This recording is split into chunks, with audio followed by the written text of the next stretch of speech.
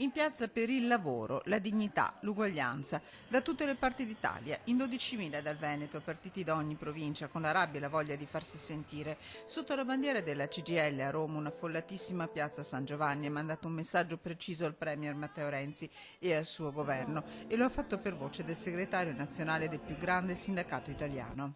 Si sappia, alla Leopolda e a Palazzo Chigi, noi non deleghiamo a nessuno le questioni del lavoro. E se qualcuno, come ci appare in queste ore, è perennemente ossessionato dal numero 80, noi saremo ossessionati dalle percentuali della disoccupazione. Sciopero subito, la richiesta della piazza che non vuole più aspettare, e tra le migliaia di persone dal Veneto i lavoratori della Electrolux e di Permastelisa.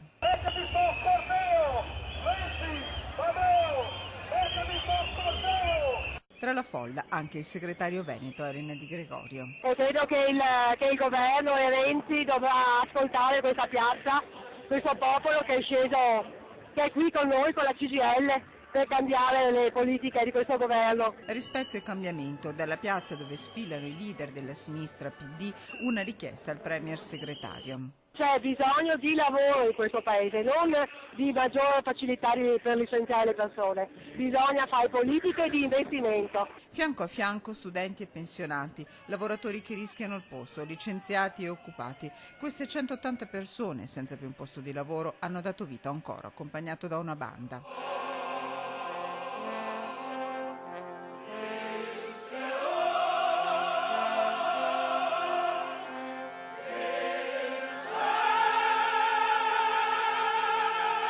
Nel corteo anche i lavoratori di Meridiana che spiegano con uno striscione tutta la loro amarezza. In 1300 in tutta Italia hanno perso la loro occupazione. Loro, un esubero, lo sono già.